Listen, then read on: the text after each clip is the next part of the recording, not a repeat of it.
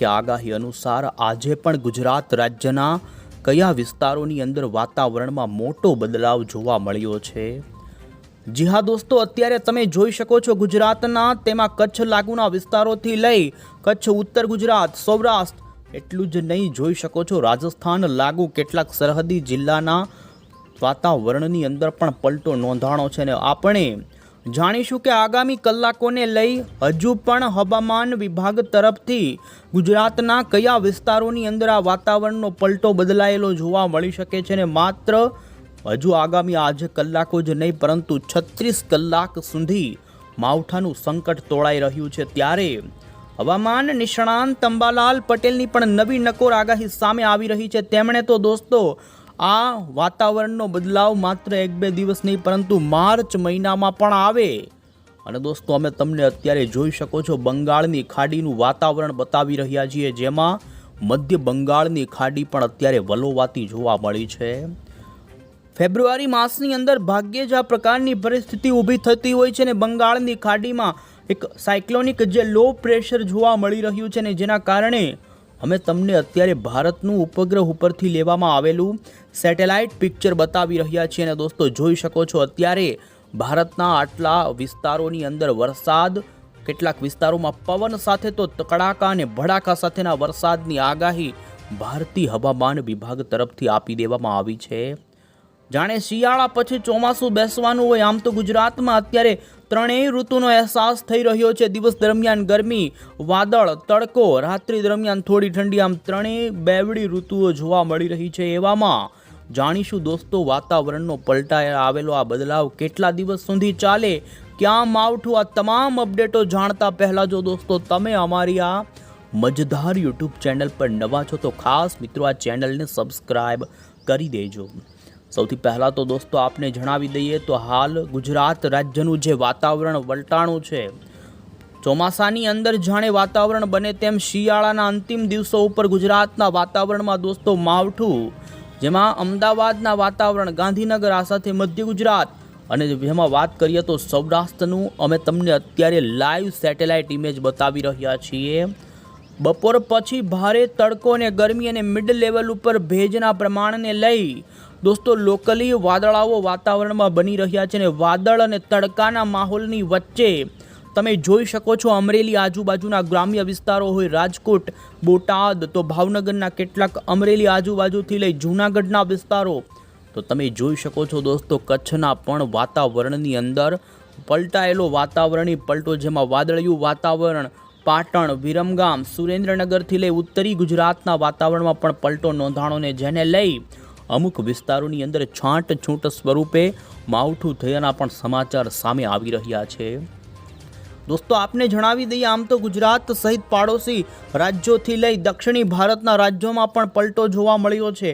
ત્યારે સૌથી પહેલાં અમે તમને જણાવીશું અત્યારે અમદાવાદ મોસમ કેન્દ્ર વિભાગ તરફથી ગુજરાતના કયા જિલ્લાઓમાં માવઠાની અત્યારે શક્યતાઓ અને સંભાવના વ્યક્ત થઈ તે બતાવીશું। તો તમે જોઈ શકો છો દોસ્તો અત્યારની આવી રહેલી લેટેસ્ટ અપડેટની અંદર અત્યારે સૌરાષ્ટ્રના 3 જિલ્લા, આ સાથે કચ્છ, ઉત્તર ગુજરાતના 2 અને પૂર્વીય દક્ષિણ ગુજરાત લાગુના વિસ્તારો માટે હવામાન વિભાગે દોસ્તો આગામી કલાકોની અંદર વાતાવરણ હજુ પણ બદલાય, વાદળા બંધાઈને કોઈક જગ્યાએ શક્ય બને તો છાંટછૂટ સ્વરૂપેનું હળવું ઝાપટા સ્વરૂપેનું માવઠું થવાની આગાહી વ્યક્ત કરી છે।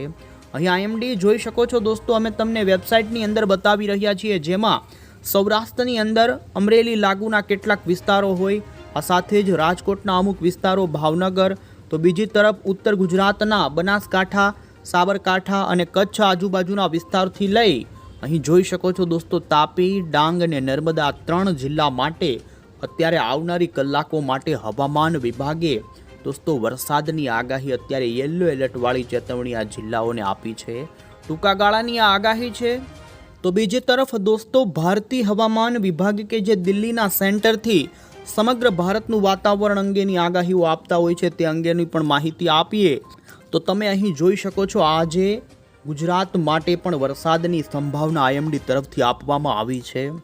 તો બીજી તરફ ખાસ કરીને દક્ષિણ અને બંગાળની ખાડી લાગુના જે વિસ્તારો છે તે વિસ્તારો માટે તો અમુક સેન્ટરમાં ભારે વરસાદની ચેતવણીઓ આપવામાં આવી છે અને અહીં જોઈ શકો છો લગભગ અડધા ભારતની અંદર વરસાદ પડવાની સંભાવના હવામાન વિભાગે વ્યક્ત કરી છે. બંગાળની ખાડીના કાંઠાના જે જોઈ શકો છો જેમાં ઓડિશા, ઝારખંડ, પશ્ચિમ બંગાળ લાગુના વિસ્તારના કાંઠાના ભાગોમાં તો 30થી લઈને અમુક વિસ્તારોમાં 50 કિલોમીટર પ્રતિ કલાકની ઝડપના પવન સાથે વરસાદ પડે આંધીની આગાહી કરવામાં આવી છે. અને દોસ્તો તમે 25મી ફેબ્રુઆરીની પણ આગાહી અહીં જોઈ શકો છો જેમાં હવામાન વિભાગે દક્ષિણી ભારતના રાજ્યોમાં વરસાદ આ સાથે કેટલાક વિસ્તારોમાં પવન સાથે વરસાદની ચેતવણી IMDનું એલર્ટ આપવામાં આવ્યું છે. આ સાથે 26મી ફેબ્રુઆરીનો પણ તમે આગાહીનો નકશો જોઈ શકો છો જેમાં જેમ જેમ હવે પછી 25-26 તારીખ આવી રહી છે તેમ વાતાવરણ ધીમે ધીમે દોસ્તો જે અત્યારે વાદળીઓથી લઈ માવઠાની સંભાવના છે તે ઘટશે, પરંતુ વાતાવરણનો આ પલટો જોઈ શકો છો. ઉત્તર ભારતમાં ફરી 27મી ફેબ્રુઆરી દરમિયાન વેસ્ટર્ન ડિસ્ટર્બન્સને આવવાના કારણે જમ્મુ, હિમાચલ અને ઉત્તરાખંડ લાગુના વિસ્તારોમાં વરસાદ, હિમવર્ષાની આગાહીઓ કરવામાં આવી છે. દક્ષિણ ભારતથી લઈ આમ અમે તમને 28મી તારીખની પણ આગાહીનો નકશો બતાવી રહ્યા છીએ જેમાં જમ્મુ કાશ્મીર અને ખાસ દક્ષિણી ભારતના કેરળ લાગુના વિસ્તારો માટે વરસાદની સંભાવનાઓ. આમ આવનારા દિવસોનું વાતાવરણ ભારતના ઘણા જ રાજ્યો માટેથી લઈ ગુજરાત માટે પણ વિષમ રહે તે પ્રમાણેની અત્યારે આગાહીઓ આવી છે. અને ત્યારે હવે પછી દોસ્તો આપણે અહીં મોડલની અંદર જોઈ લઈશું કે અત્યારે ગુજરાતના કયા વિસ્તારોના વાતાવરણમાં પલટો ને આવનારી કલાકોથી લઈ 25-26 તારીખથી માંડી આવનારા દિવસોનું ગુજરાતનું કે પ્રકારનું વાતાવરણ રહેશે. અહીં દોસ્તો મિડ લેવલ ઉપર અત્યારે ગુજરાતમાં વાદળા વધી રહ્યા છે કારણ કે મિડ 700 HPના લેવલ ઉપર ભેજનું પ્રમાણ વધ્યું છે ગરમી વધવાની સાથે, જેના કારણે જોઈ શકો છો અહીં પવનોની તમે સ્પષ્ટ ગતિ જોઈ શકો છો જેમાં નીચેથી પવનો ઉપર તરફ જઈ રહ્યા છે અને જ્યાં મિડ લેવલ છે ત્યાં વાદળાઓ જોવા મળ્યા છે અને જેના કારણે ભેજના કારણે અત્યારે ગુજરાતમાં ખાસ સૌરાષ્ટ્રના અને કચ્છના વિસ્તારોની અંદર દોસ્તો દિવસ દરમિયાન વાદળાઓની ગતિવિધિ ભારે જોવા મળી છે. ગુજરાતના વાતાવરણની અંદર મોટો બદલાવ આવ્યો છે. ખેડૂતોમાં ચિંતાનું મોજું પ્રસર્યું છે કારણ કે ખેડૂતોના પાકોને નુકસાની થવાની ભીતિ છે કારણ કે થોડું માવઠું થાય તો પણ ખેડૂતોના પાકો, અને એવામાં અત્યારે દોસ્તો 3 ઋતુનો અહેસાસ થઈ રહ્યો છે. આથી કૃષિ પાકોને નુકસાની થવાની ભારે ભીતિ જોવા મળી રહી છે.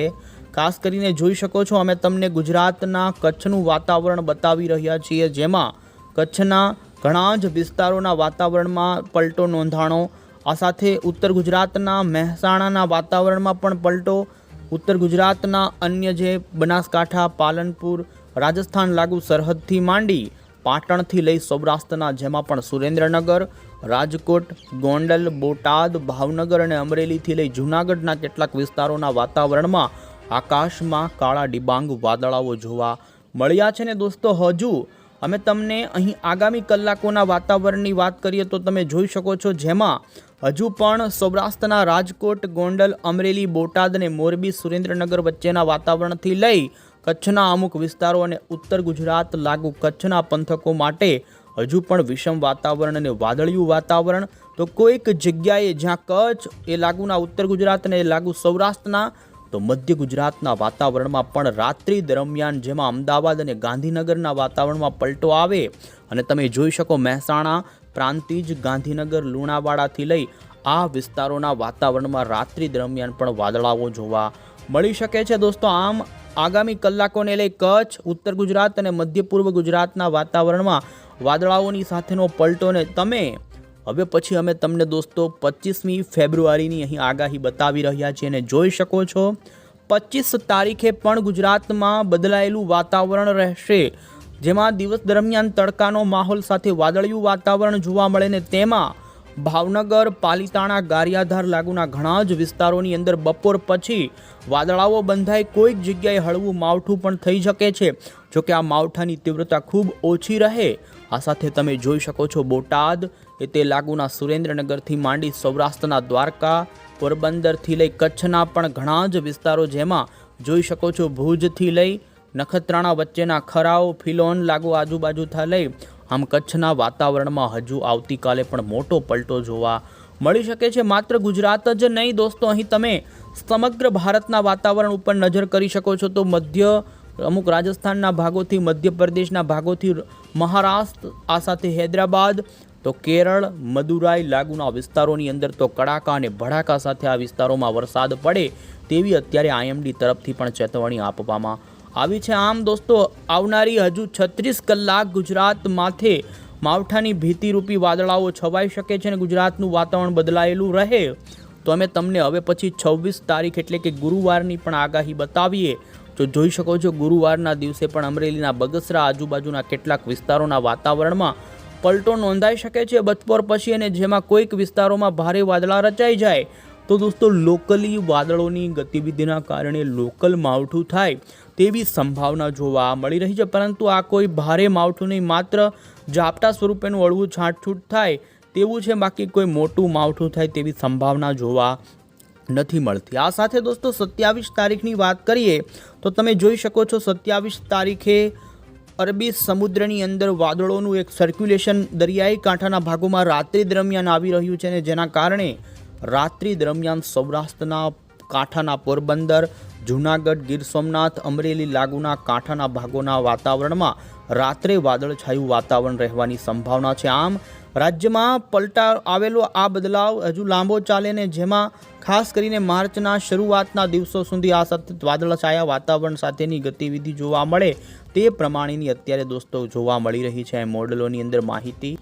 અને દોસ્તો, હવે પછી આપણે આઈએમડી તરફથી અત્યારે બંગાળની ખાડીમાં અને અરબી સમુદ્રની અંદર કઈ પ્રકારની સિસ્ટમો સક્રિય છે તે અંગેનું તમે જોઈ શકો છો. અહીં બુલેટિન જાહેર કરવામાં આવ્યું છે, જેમાં હાલ દોસ્તો આપણા ભારતને લાગુ બંગાળની ખાડીમાં એક નવી સિસ્ટમ લો પ્રેશરના ફોર્મમાં અત્યારે જોવા મળી રહી છે. આ સિસ્ટમ ખાસ કરીને અત્યારે બંગાળની ખાડીમાંથી ભેજ ભારતના અન્ય રાજ્યો તરફ લાવી રહી છે, અને જેના કારણે ભારતના વાતાવરણમાં એક મોટો અત્યારે પલટો નોંધાણો છે. કેટલાક કાંઠાના ભાગોમાં પવન સાથેના વરસાદની ચેતવણીઓ, અને અરબી સમુદ્રની અંદર પણ દોસ્તો અરબ સાગરમાં પણ એક સાયક્લોનિક વરસાદી સિસ્ટમ દક્ષિણીય ભારતના છેડે રચાયેલી છે, અને જે પણ અત્યારે કેરળ આ સાથે એના કાંઠાના ભાગોમાં વરસાદ આપી રહી છે. અહીં જોઈ શકો છો આ અંગેની જે સેટેલાઇટ ઇમેજ સામે આવી રહી છે, જેમાં બંગાળની ખાડીમાં લો પ્રેશર કે જે ગઈકાલ દોસ્તો ભારતના કાંઠાના ભાગો પર આવ્યું હતું, પરંતુ આ લો પ્રેશર ત્યાંથી યુટર્ન લઈ અને ફરી અત્યારે દોસ્તો મ્યાનમાર તરફ આ રીતે આગળ નબળું પડતું વધી રહ્યું છે. હવે પછીની કલાકોને લઈ જેમ આ સિસ્ટમ આગળ વધશે તેમ ભેજવાળી ગતિવિધિ આગળ વધશે, એટલે અન્ય રાજ્યોની અંદર અત્યારે જે વરસાદી માહોલ અને બદલાયેલો વાદળનો પલટો જોવા મળ્યો છે તે ઓછો થવાની સંભાવના રહેશે. અહીં અમે તમને દોસ્તો મોડલની અંદર પણ જોઈ શકો છો, બંગાળના મહાસાગરમાં રચાયેલા સાયક્લોનિક ચક્રવાતી પરિભ્રમણને લઈ બતાવી રહ્યા છીએ. જોઈ શકો છો, જેમ જેમ આગળ કલાકો પસાર થશે તેમ તેમ આ ચક્રવાતી પરિભ્રમણ ધીમે ધીમે દોસ્તો પૂર્વની દિશા તરફ આગળ વધતું જશે.